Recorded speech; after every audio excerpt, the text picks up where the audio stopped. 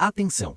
Uma decisão judicial aparentemente simples tomada em Brasília carrega implicações muito mais profundas do que a maioria das manchetes deixa transparecer. Quando uma ordem parte do mais alto nível do judiciário e incide sobre uma área sensível do Estado, não estamos falando apenas de barracas, faixas ou manifestantes. Estamos falando de poder, de tempo, de precedentes e, sobretudo, de segurança institucional. Na última sexta-feira, o ministro Alexandre de Moraes, integrante do Supremo Tribunal Federal, determinou a remoção imediata de acampamentos instalados nos arredores do complexo penitenciário da Papuda, no Distrito Federal. A decisão foi apresentada como resposta a um pedido da Procuradoria-Geral da República, que alegou a presença de apoiadores do ex-presidente Jair Bolsonaro, exibindo faixas com pedidos de anistia e liberdade após sua transferência para o 19º Batalhão da Polícia Militar, conhecido como Papudinha. À primeira vista, o enredo parece conhecido. Uma manifestação política, ainda que pequena, nas proximidades de um órgão sensível do Estado. Um pedido do Ministério Público, uma decisão judicial rápida, uma ordem clara às forças de segurança. Mas é justamente nessa aparente normalidade que mora o ponto cego da narrativa oficial. A decisão não fala apenas em retirada, ela determina a proibição total de qualquer novo acampamento, vigilância permanente da área e prisão em flagrante de quem resistir à ordem policial. O despacho é direcionado simultaneamente à Secretaria de Segurança Pública do Distrito Federal, à Secretaria de Assuntos Penitenciários, à Polícia Militar e à Superintendência da Polícia Federal. Isso por si só já revela algo que raramente é dito de forma explícita. Não se trata de um problema pequeno. Quando o Estado mobiliza múltiplas estruturas de segurança para lidar com um grupo reduzido de manifestantes, a pergunta inevitável surge: por que tanta pressa? Por que tamanho rigor? E, principalmente, o que exatamente está sendo protegido? A justificativa formal é conhecida. O ministro ressalta que os direitos de reunião e manifestação não são absolutos e não podem ser utilizados como pretexto para repetir práticas que, no passado recente, culminaram em atos considerados golpistas, como os eventos de 8 de janeiro de 2023. A referência é direta, pesada e carrega um peso simbólico enorme. Ao evocar aquele episódio, a decisão enquadra qualquer aglomeração nas proximidades da Papuda dentro de um imaginário de ameaça institucional, ainda que na prática não haja indícios públicos de violência ou tentativa de invasão. Mas essa é apenas a camada visível do texto. O que realmente chama a atenção está nas entrelinhas, em um trecho que passa despercebido para a maioria. A caracterização da área como zona de segurança, rota de escoltas federais e perímetro sensível para o deslocamento de detentos, autoridades e equipes operacionais. Aqui o discurso muda de tom, sai o debate político e entra o campo da logística e da segurança estrutural do Estado. O complexo da Papuda não é um presídio comum.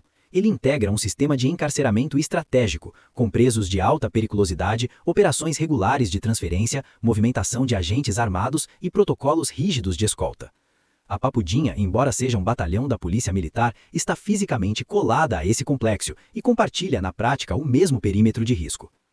Qualquer profissional da área de segurança sabe que o maior risco não está necessariamente em um ataque direto, mas na imprevisibilidade. Um veículo parado fora do lugar, uma concentração inesperada de pessoas, um ponto de observação improvisado. Tudo isso altera rotinas, cria ruído operacional e abre brechas que não aparecem nos relatórios públicos.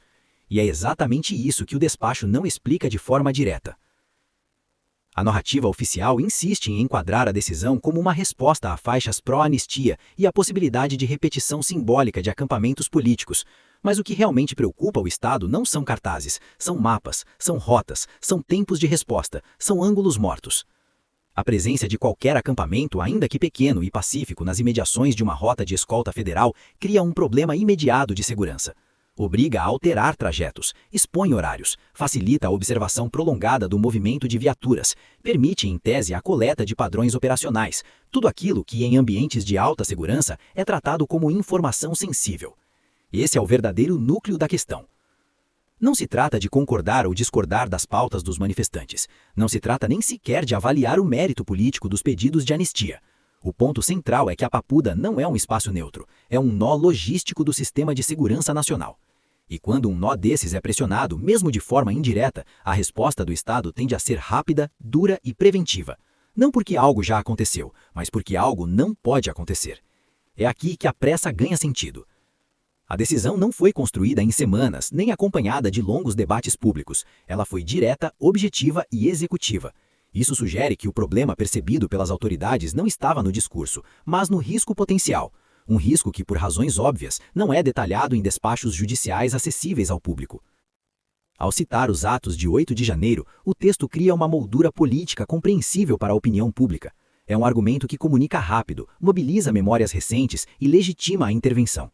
Mas nos bastidores, o que pesa mesmo é a integridade do sistema prisional e das operações de transporte de internos considerados sensíveis. Há um detalhe pouco discutido.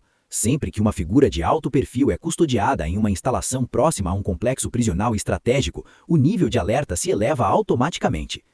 Não importa se o preso é popular, impopular, político ou não, o sistema reage à visibilidade e ao simbolismo. Visibilidade gera atração, atração gera fluxo, fluxo gera risco, e o Estado, quando identifica risco em estruturas críticas, age antes que o problema se torne visível demais. Por isso, a ordem não fala em negociação, delimitação ou mediação. Ela fala em remoção imediata, proibição e prisão em flagrante. Linguagem típica de situações em que a margem de tolerância é zero. A pergunta que fica é, por que isso não é dito de forma clara? Porque admitir que a simples presença de pessoas com cartazes é capaz de comprometer a segurança de um complexo dessa natureza seria ao mesmo tempo reconhecer a fragilidade do sistema e expor detalhes que não devem ser expostos. O silêncio, nesse caso, é parte da estratégia. O discurso político funciona como cortina. Ele explica o suficiente para justificar a ação, mas não revela o que realmente está sendo protegido. E aqui está o ponto mais sensível. Quando decisões desse tipo são comunicadas apenas sob a ótica do controle de manifestações, cria-se um precedente perigoso, não para quem protesta, mas para o próprio Estado. Misturar segurança estrutural com disputa política embaralha conceitos e dificulta o debate público honesto. A realidade é que áreas como a Papuda exigem protocolos de exclusão rigorosos, independentemente do contexto político. Não se monta acampamento perto de rotas de escolta federal. Não se cria permanência civil em perímetros de alta segurança.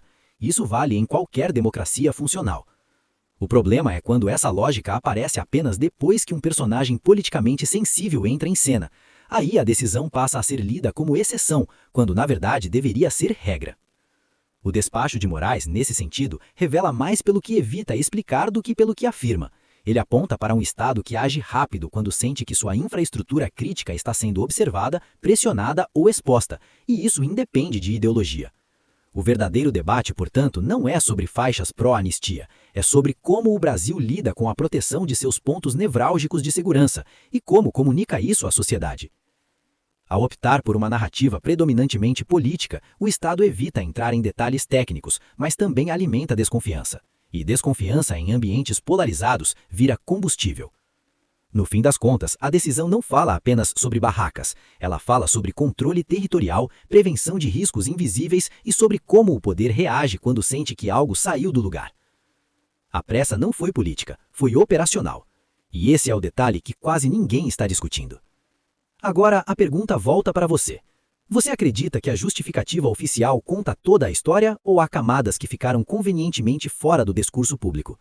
Deixe seu comentário, compartilhe essa análise e ajude essa informação a circular antes que o debate seja reduzido a slogans e rótulos.